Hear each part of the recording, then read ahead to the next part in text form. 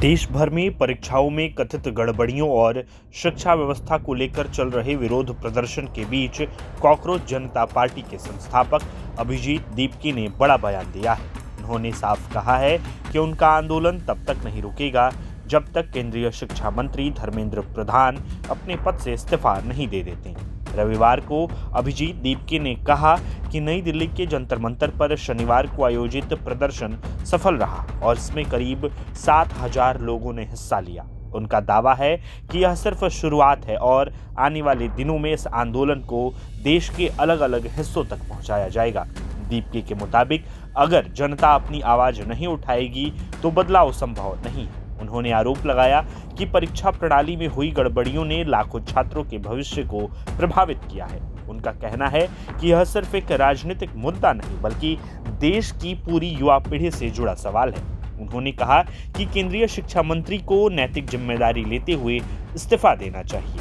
अगर ऐसा नहीं होता है तो 13 जून को एक बार फिर बड़े स्तर पर प्रदर्शन किया जाएगा। उन्होंने यह भी संकेत दिया कि आने वाले दिनों में आंदोलन और तेज हो सकता है। तो आज का हमारा जो प्रोटेस्ट था वो काफ़ी सक्सेसफुल हुआ है और उसमें कम से कम 6 से 7 हज़ार लोग आए हुए थे और आगे ये आंदोलन अब पूरे देश भर में बढ़ेगा और जब तक धर्मेंद्र प्रधान रिज़ाइन नहीं करते हम पीछे नहीं हटेंगे।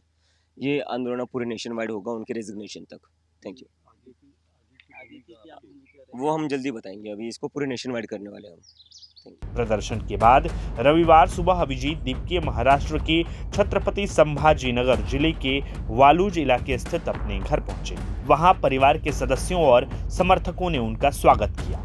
घर पहुंचने के बाद उन्होंने अपने सोशल मीडिया प्लेटफॉर्म एक्स पर एक पोस्ट भी साझा की। इस पोस्ट में उन्होंने लिखा कि वे जल्द ही इंस्टाग्राम लाइव के जरिए अपने समर्थकों और फॉलोअर्स को संबोधित करेंगे। हालांकि लाइव सत्र का समय उन्होंने नहीं बताया। अपने संदेश में दीपकी ने जंतर मंतर पर जुटे लोगों का आभार व्यक्त किया और कहा कि हजारों लोगों ने मिलकर एक नया इतिहास रचा है।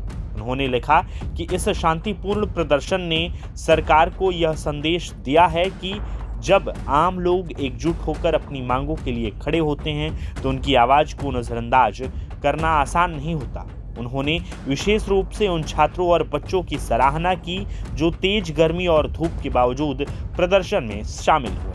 अभिजीत दीपकी ने कहा कि बड़ी संख्या में ऐसे लोग भी इस आंदोलन से जुड़े जिन्होंने पहले कभी किसी विरोध प्रदर्शन में हिस्सा नहीं लिया था, लेकिन शिक्षा व्यवस्था को लेकर उनके मन में जो नाराजगी और निराशा थी उसने उन्हें सड़क पर उतरने के लिए प्रेरित किया। उन्होंने सरकार को चेतावनी देते हुए कहा कि यदि अगले 7 दिनों के भीतर उनकी मांगों पर कोई कार्रवाई नहीं होती तो आंदोलन जारी रहेगा और इसे और व्यापक बनाया जाएगा। साथ ही उन्होंने दावा किया कि शांतिपूर्ण और एकजुट आंदोलन ही उनकी सबसे बड़ी ताकत है। अब सभी की नजरें 13 जून पर टिकी हैं, जब आंदोलन के अगले चरण की घोषणा की गई है। देखना होगा कि सरकार इस मांग पर क्या रुख अपनाती है और क्या विरोध प्रदर्शन आने वाले दिनों में और बड़ा रूप लेता है या नहीं।